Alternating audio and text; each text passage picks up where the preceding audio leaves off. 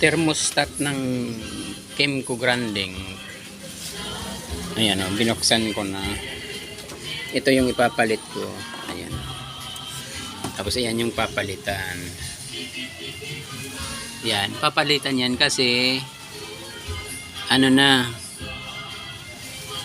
masyadong mataas yung degrees niya para mag-automatic. Umabot ng 90. So itong ipapalit ko 65 lang para mabilis pumitik.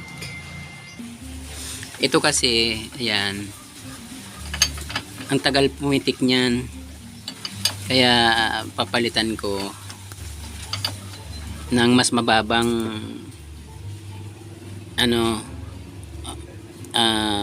temperature para pag napalitan ng mas mababa, pumipitik agad yung fan ng radiator.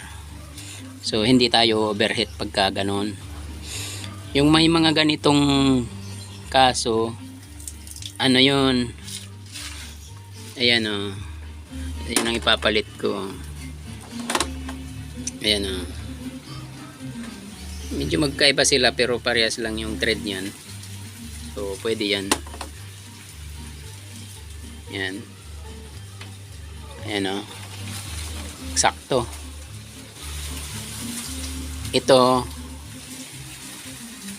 mababa yung ano nito, degree. So 65 degrees lang, ano na siya, pumipitik na.